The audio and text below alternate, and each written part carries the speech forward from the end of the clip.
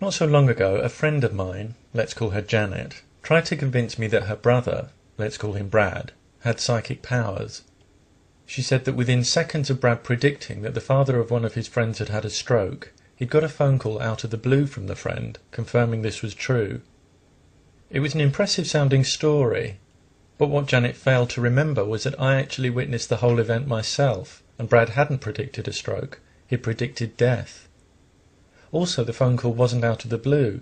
The friend had left an answer phone message earlier on saying she would call at 10 a.m, and Brad said that in this message his friend had sounded terribly upset. You might say Brad's guess was still close, but how close was it really? His prediction was death. If a stroke can be counted as a hit, then how many hundreds of other threats to her health could also be considered hits? And given that Brad knew his friend had no family except her elderly father, her tearful message would have been a big clue as to what was wrong. What upsets us more than the endangered health of our loved ones? It interested me that Janet had distorted and omitted important information with her anecdote in her attempt to convince me that Brad was psychic. I put all these details to her, but she didn't accept any of it until we both spoke to her brother, who confirmed everything I said. At that stage she laughed it off as a silly quirk of her memory. But if her brother hadn't corrected her, there's every reason to think she would have convinced herself, and probably would have gone on to try and convince others, that it all happened the way she reported it to me. Although anecdotes can be useful in certain contexts, they can't be used to establish the truth of paranormal or scientific claims without more rigorous supporting evidence. Humans can be too biased and are far too prone to making all kinds of errors for us to regard either spoken or written personal testimony as reliable, and when it comes to paranormal claims, anecdotes are often all we have. A couple of months after my last surviving grandparent died, I witnessed the birth of a potential paranormal anecdote. During a large family occasion, with most of us gathered together in one room, there was a coughing sound outside. One of my relatives froze, looking shocked, then said, "There you are, that's him, that's his ghost." Seconds later, another relative came into the room, coughing. What interested me here was the speed with which an unremarkable sound was taken as evidence that my grandfather was manifesting in ghostly form. There was no thought of the cough being anything other than a ghost. The paranormal interpretation was made instantly. My grandfather was visiting us from some kind of afterlife. Clearly this was a case of wishful thinking, quite understandable given my grandfather's recent death, and fortunately in this case we quickly established where the cough had come from. But if we hadn't, this incident might have been put forward as anecdotal evidence of ghosts. Human perception is too prone to interpretation for us to rely on anecdotes. Take this cube. It could be rotating clockwise or anti-clockwise. Once you see the cube moving in one direction, you might find it quite hard to make it flip into the other. But both interpretations work throughout the animation. You can see this if you concentrate.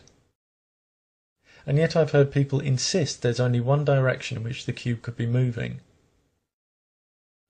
Perception, like memory, is an active process, prone to distortion in all sorts of ways. Our brains have to select, extract, and then reintegrate the information coming to us through our senses. And when the information has multiple interpretations or is incomplete or obscured, for instance if we're trying to see something in the dark or hear someone talking above loud music, we're apt to make mistakes. Sometimes we experience illusions without realizing it. Sometimes even the knowledge that we're being presented with an illusion isn't enough to stop us experiencing it. This is a static picture, and yet it appears to be moving, especially when you shift your attention left to right or up and down. In this picture, the straight lines appear oblique. In this picture, dots appear where no dots have been drawn. In this picture, the static circles appear to rotate if you move your head closer to the screen than further away. Our hearing is also susceptible to illusions. One fascinating auditory illusion is the so-called quintina, a ghostly high-registered fifth voice that emerges when four lower male voices harmonise in a particular style of Sardinian a cappella singing. This illusory voice is thought by some to be the voice of the Virgin Mary, when it's actually only an effect of the particular notes and harmonics achieved by the male singers. Our perceptions aren't always trustworthy, which is another reason why it's important to have corroborating evidence that can be independently assessed. Of course, many people aren't always trustworthy either. Some set out deliberately to deceive others, motivated by financial or other personal gain. Fraudulent psychic mediums often use the anecdotes of their clients to reel in more gullible victims. Corrupt companies often print bogus testimonials saying how their miracle products cure all kinds of health complaint. And people who don't feel secure about their own worth often conjure up elaborate and far-fetched stories to try and win the attention they crave from others. Many people present anecdotes that serve only to confirm their own beliefs. Believers in certain stereotypes find it much easier to bring to mind examples that confirm rather than challenge those stereotypes. Skeptics on so-called ghost hunting shows are often shouted down simply for questioning supposed ghostly activity caught on camera. How much less reliable than camera footage will personal testimony be from someone who won't even consider the possibility of naturalistic explanations because their emotional attachment to their beliefs will only allow arguments that confirm them? Some might ask, aren't skeptics of paranormal explanations just as guilty of confirmation bias?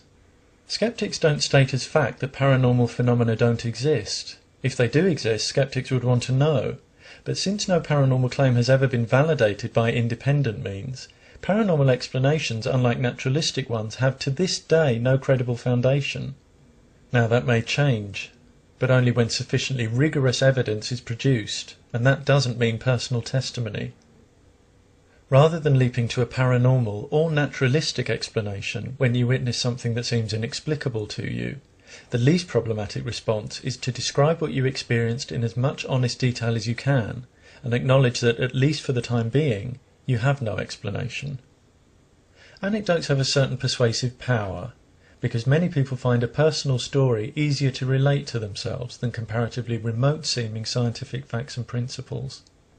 But when we're listening, for example, to someone's account of what they believe to be a paranormal experience, we have no access to the event being described. At best, all we have is the person's memory of a perception of an event, with no way of ascertaining the accuracy of either the memory or the perception. Even when someone presents an anecdote that contains factual information, we can't draw reliable conclusions, because as single observations, anecdotes have no statistical value. We can't extrapolate from one case, or even a small number of cases, and make generalizations about all cases.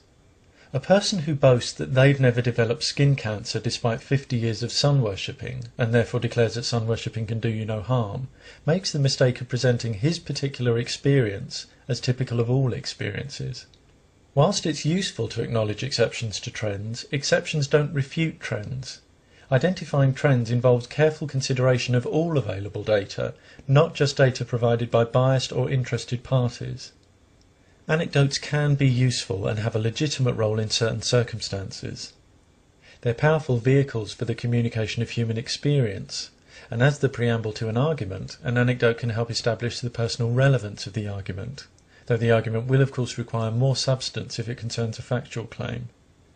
When they're documented in careful detail, anecdotes can provide useful information for medical case notes, and in general science they can be useful in pointing the way towards possible areas of future research.